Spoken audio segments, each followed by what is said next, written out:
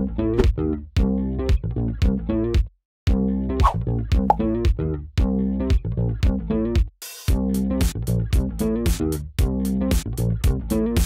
à tous, c'est Karel et bienvenue sur ma chaîne Codalia. Ça fait super longtemps que je n'ai pas filmé, je me sens un petit peu rouillée, donc pardonnez-moi déjà. Aujourd'hui, je vais vous parler des lectures que j'ai fait au mois de mai. Et au programme de cette vidéo, nous avons L'expiation de Christelle Le Bailly, c'est un roman auto-édité. Nous avons ensuite, ceci c'est le guide de l'Uchronie de Bertrand Campeis et Karine Goblet, c'est aux éditions Helios. Et dans mes lectures en cours, nous avons cet énorme bouquin, c'est Drawn to Life de Walt Stanchfield, je vais arriver à le dire, de Walt Stanchfield et c'est aux éditions Focal Press. Et pour finir, nous avons ceci, c'est le tome 4 de Mercy Thompson, La Croix d'Ossement de Patricia Briggs et ce bouquin est sorti chez Milady. Voilà, sans plus tarder, allons-y. Tout d'abord, je vais vous parler de L'expiation de Christelle Le Bailly. Vous trouvez le bouquin sur Amazon et sur son site internet, donc c'est un roman auto-publié. Alors du coup, de Christelle Le Bailly, je vous renvoie vers un ancien point lecture. J'avais déjà lu d'elle Midnight et que j'avais vraiment beaucoup aimé. C'était un roman fantastique young adulte et à la suite de cette très très bonne lecture, j'ai eu envie un petit peu de voir d'autres bouquins qu'avait écrit Christelle. C'est pourquoi je me suis tournée vers L'expiation, donc de la même autrice, qui est un roman fantastique aussi, mais pas du tout young adulte. C'est beaucoup plus, je dirais pas forcément beaucoup plus gore, quoique, mais avec un ton beaucoup plus sérieux. Dans ce roman-ci, nous suivons les aventures de Jessica, donc c'est une jeune fille de 16-17 ans qui a vécu avec sa mère jusqu'à ses 16-17 ans. Sa mère qui vit donc avec un homme, avec son beau-père qui ne l'aime pas beaucoup, Jessica, et qui fait tout pour se débarrasser de la jeune fille. Sa mère est une femme qui a besoin de beaucoup d'attention et donc elle a tendance à privilégier son homme plutôt que sa fille et elle décide d'envoyer sa fille auprès de sa grand-mère paternelle en sachant que son père, à elle, est décédé il y a belle lurette. Jessica part donc pour une toute petite ville dans un trou paumé des États-Unis pour retrouver sa grand-mère paternelle qu'elle n'a jamais vue, qu'elle n'a jamais rencontrée et donc elle rentre dans cette nouvelle communauté qui est très soudée, qui est très religieuse et elle sent tout de suite qu'il y a quand même quelque chose de louche qui va tourner autour d'elle, autour des personnages et autour des habitants qui habitent autour d'elle, avec un piège qui va se refermer sur elle. Je n'en dis pas plus à propos de ce bouquin-là, mis à part que j'ai vraiment beaucoup aimé cette lecture. C'était vraiment très différent de Midnight, beaucoup moins ado, même si on a des ados donc en personnages principaux, mais on a quelque chose qui est très dérangeant derrière, quelque chose qui se faufile là comme ça dans les ombres et dans les ténèbres. Et en fait, j'ai retrouvé une espèce de vibe qui m'a rappelé en fait les premiers films de M. Night Shyamalan. Si vous avez vu, par exemple, ça m'a beaucoup rappelé, par exemple, l'ambiance qu'il y a dans le village, où il y a des choses qu'on dit aux membres de ce village-là, une vérité qui en fait n'est pas la vraie. Et j'ai vraiment retrouvé ce sentiment-là, donc des premiers films, des bons films hein, de M. Night Shyamalan. Donc dans ce bouquin-là, alors je vais pas forcément en dire trop, notamment sur la fin, mais j'ai vraiment beaucoup aimé ce côté où on ne sait pas où est la vérité, on ne sait pas si c'est du fantastique ou si c'est des hallucinations. Il y a vraiment un jeu là-dessus qui est très intéressant et on sort de ce bouquin-là avec beaucoup de questions et beaucoup de mystères en fait et j'ai vraiment apprécié le parti pris de l'autrice parce que elle a vraiment joué avec le lecteur qui est complètement en fait au même pied d'égalité avec le personnage principal, avec Jessica et ce qui lui arrive, et autant Jessica ne comprend pas ce qu'elle voit et les expériences qu'elle fait, et le lecteur est complètement avec elle à ce niveau-là, n'en sait pas plus qu'elle. Et ça, j'ai trouvé ça très fort. Donc Christelle a sorti un nouveau roman récemment, je crois que c'est Un détour pour l'enfer, quelque chose comme ça. Donc je pense que je vais me le faire aussi, puisque j'ai vraiment beaucoup aimé ces deux précédents romans, et je vous en donnerai des nouvelles une fois que je l'aurai acheté. Maintenant je passe à ce petit livre, c'est le guide de l'Uchronie de Bertrand Campeis et de Karine Goblet, c'est aux éditions Helios, qui, si je ne m'abuse, est l'édition poche de ActuSF. Alors je vous avais présenté dans un précédent point lecture sur mon guide du steampunk, et là c'est le guide de l'Uchronie. Et je regrette en fait de ne pas avoir de lire en fait ce bouquin-là dans mon lit parce que si je pouvais, je mettrais des post-it partout. Le principe de ce bouquin-là, c'est justement d'expliquer ce qu'est l'Uchronie. Donc petit rappel, pour ceux qui ne connaissent pas ce terme, qui ne connaissent pas ce genre en fait, c'est un genre qui est à cheval sur le roman historique et le roman de science-fiction. C'est vraiment un truc un petit peu hybride. C'est imaginer un point de divergence dans l'histoire qui va faire dévier l'histoire telle qu'on la connaît. Sans doute l'un des plus connus, c'est Le Maître du Haut Château de Philip K. Dick, qui met en scène en fait une espèce d'histoire parallèle où les nazis ont gagné la Seconde Guerre mondiale et donc les États-Unis sont partagés entre l'Empire nippon, entre l'Empire d'Hitler qui du coup n'est pas mort et une zone neutre, une zone franche au milieu. Mais il y a plein de romans différents qui prennent des points de divergence absolument partout en fait dans l'Europe. Imaginons, je ne sais pas moi, si le général de Gaulle était mort pendant l'attentat du Petit Clamart. Et si par exemple Napoléon, au lieu de partir vers ses conquêtes vers l'Europe de l'Est, était plutôt parti vers la conquête des États-Unis par exemple. Ça différencie les uchronies à la grande échelle, comme je viens de vous dire, ou par exemple, et si imaginons, je ne sais pas moi, si l'Empire romain n'avait jamais sombré, et s'il continuait encore maintenant, qu'est-ce qui se serait passé? Si par exemple Louis XVI avait réussi sa fuite à Varennes, qu'est-ce qui se serait passé, etc.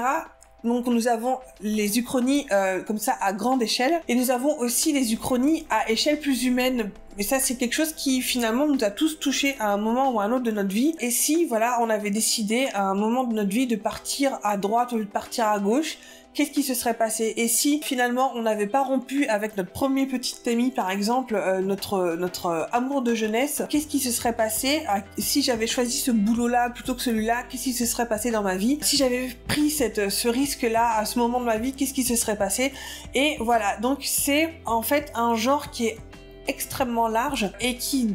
Moi, ce que j'aime aussi dans ce genre-là, c'est que c'est l'ouverture du monde des possibles, tout en ayant justement aussi une espèce de rigueur historique et scientifique pour essayer de faire en sorte que justement cette nouvelle histoire fictive, cette histoire déviée, reste quand même plausible. Donc ce guide-là donne déjà, comme je vous disais, une espèce de conceptualisation et de définition du genre, mais il va aussi vous donner en fait plein de titres de romans, que ce soit francophones ou anglophones, mais nous avons aussi des nouvelles, nous avons des revues, nous avons évidemment des BD, nous avons aussi des idées de séries télé ou de films à regarder qui tiennent donc de ce genre de l'Uchronie. Et ce que j'aime notamment donc dans ces guides du steampunk et de l'Uchronie, c'est que ça donne des idées énorme, plein d'idées de lecture. Si je m'écoutais, je dirais tout, même si franchement c'est un petit peu compliqué, mais si je m'écoutais, je mettrais des post-it partout déjà. Je pense que c'est ce que je vais faire d'ailleurs pour justement noter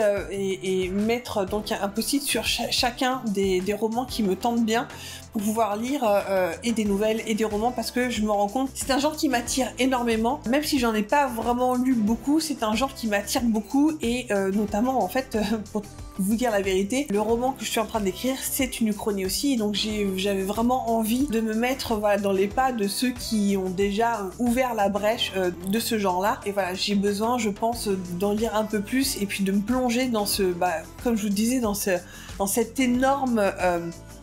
dans cette carrière des possibles, parce que c'est vraiment énorme, dans cette mer, dans cet océan des possibles, parce qu'il y a tellement de choses intéressantes. Et ce qui pour moi est passionnant, c'est que justement ça ouvre sur la réflexion, sur notre propre histoire, sur notre vision de l'histoire, aussi sur la vision par exemple que les francophones ont de l'histoire, et surtout des universitaires, parce qu'apparemment c'est un genre qui est beaucoup plus fluide et flexible dans les pays anglophones qu'en France par exemple, où on a une vision très figée en fait de l'histoire et que ce soit en fait une matière qui est inchangée une fois qu'elle est marquée dans le marbre, elle est figée à jamais, et si on revient là-dessus, c'est presque un péché de sacrilège. Et je trouve ça vraiment dommage, parce que justement le fait d'essayer sans vraiment avoir justement des volontés par exemple de réécrire l'histoire ou négationnistes ou ce genre de choses, ça fait mettre en perspective l'histoire telle qu'on la connaît, parce que l'histoire telle qu'on la connaît, comme on dit souvent, l'histoire est écrite par les vainqueurs et l'histoire vécue par de l'autre côté est forcément vécue et vue différemment, et donc du coup ça donne vraiment un prisme différent pour voir l'histoire. Moi j'ai toujours adoré l'histoire, c'est une matière qui m'a toujours fascinée, que j'ai vraiment toujours adoré, et voilà, le fait que ce genre mette en avant cette matière-là, de cette manière-là, je trouve ça absolument passionnant, et je pense que je pourrais conseiller vraiment à tous de se plonger là-dedans, parce que c'est non seulement divertissant, mais ça porte à la réflexion, et ça, je trouve que c'est vraiment le propre de la littérature, en fait. Maintenant, je vais vous parler de mes lectures en cours très rapidement, puisque je vais pas trop m'attarder là-dessus. Je vais vous parler très rapidement de ce bouquin-là. C'est Drawn to Life, le volume 1. C'est un bouquin en anglais. C'est de Walt Stanchfield, et c'est aux éditions Focal Press. Alors ce bouquin-là est un bouquin un petit peu spécialisé, puisque c'est un livre qui va plutôt parler aux amoureux de l'animation, aux gens qui sont en fait dans le métier, et peut-être aux gens qui s'intéressent à l'animation et à l'art de l'animation. Walt Stanchfield est en fait un professeur donc qui a donné des cours notamment dans les cours internes chez Disney, donc à Cole Art notamment je pense, et carrément à l'intérieur de Walt Disney Animation. Et là-dedans, nous avons en fait un récap de toutes les notes de ces cours, avec des exemples, avec donc des explications annotées par lui, et des petits dessins qui vont mettre justement en lumière les principes qu'il expose pour que les animateurs et les dessinateurs en général améliorent leurs dessins. Et moi qui ai fait Mermaid pendant tout le mois de mai, c'est-à-dire dessiner une sirène par jour, j'ai voulu me replonger là-dedans pour justement essayer de trouver des moyens, des pistes pour améliorer mes dessins, et pour améliorer la lisibilité, pour améliorer les silhouettes, et pour que mes dessins soient plus effectifs et soient plus lisibles du premier coup d'œil. Et ça justement c'est ce qu'approche ce bouquin-là. J'ai pas encore fini, j'en suis vraiment qu'au début, mais c'est une mine d'informations. Donc si vous aimez l'animation, si vous aimez savoir un petit peu comment on anime, ou si vous dessinez vous-même, si vous voulez savoir comment améliorer vos dessins, ça c'est une mine d'or. Et pour finir, je vais vous parler de ce livre-ci, c'est le tome 4 de Mercy Thompson, La Croix d'Ossement, et c'est de Patricia Briggs, et vous trouvez ça aux éditions Milady. Alors pourquoi ce bouquin-là ? J'avais lu les 3 premiers tomes il y a très longtemps, à l'époque où j'habitais encore à Metz, je crois, donc ça fait quasiment 8 ou 9 ans. C'est une série de Beat que j'avais vraiment adorée, et je ne sais pas pourquoi je me suis arrêtée, que j'ai pas continué. Et l'envie m'en a pris parce que justement pendant Mermaid, en discutant avec les followers qui me suivent sur Twitch, justement on a parlé de nos lectures, et une followeuse qui m'a parlé justement, on parlait de Bitlit, et qui m'a dit il faut absolument que tu lises la suite, et je me suis dit ah oui c'est vrai, ça fait longtemps, ça faisait longtemps que je voulais m'y remettre. Donc j'ai repris la lecture de ce bouquin là, j'en suis vraiment qu'à je crois 15%, quelque chose comme ça, parce que je lis en même temps sur ma liseuse. Je retrouve l'univers de Mercy, donc la Bitlit, avec Mercy Thompson qui est une métisse amérindienne, ce qui est déjà assez rare pour le souligner, qui est en fait un change-forme, enfin c'est un changeling qui se transforme en coyote et qui vit dans un monde à côté de meutes de loups-garous. Qu'est-ce qui t'arrive ? Mon chat est déchaîné aujourd'hui, je sais pas ce qu'il arrive, bref. Donc, qu'est-ce que je disais ? Oui, qui vit à côté de meutes de loups-garous, dessins de vampires, au milieu d'un monde où les fées et le petit peuple et les créatures bizarres se sont déclarées au grand jour. Pas toutes, pour pas effrayer non plus les humains plus que ça. J'avais lu le 3, je me souviens, et ça m'avait vraiment foutu un coup de poing dans le bide, parce qu'il se passe quelque chose quand même qui marque énormément la vie de Mercy, et qui moi m'a fait mal à le lire, et je pense que c'est aussi, j'avais été un petit peu traumatisée par cette... Mais ça va pas ? Chut ! Ça va pas ? Qu'est-ce qui t'arrive ? Voilà.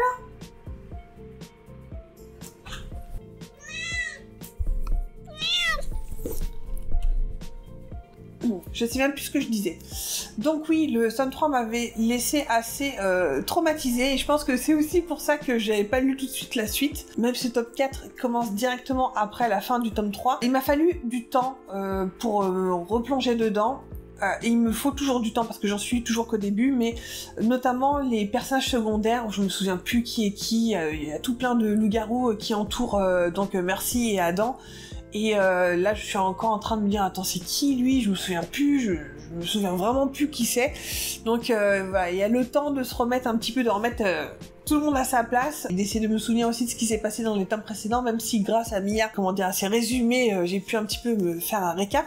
Mais voilà, je retrouve avec plaisir en tout cas le monde de Mercy, et je pense que je l'aurai sans doute terminé ce mois-ci, donc je vous en donnerai mon avis dans le prochain point lecture. Voilà, c'est tout pour ce point lecture, en espérant que mon chat n'a pas foutu le dawa plus que ça. Je vous retrouve dans un prochain point lecture le mois prochain, donc en juillet, pour parler de mes livres lus au mois de juin. En attendant, je vous souhaite d'excellentes lectures, d'excellentes vidéos, d'excellentes ce que vous voulez, d'excellentes séries, etc. Et je vous dis à la prochaine dans une nouvelle vidéo. Ciao!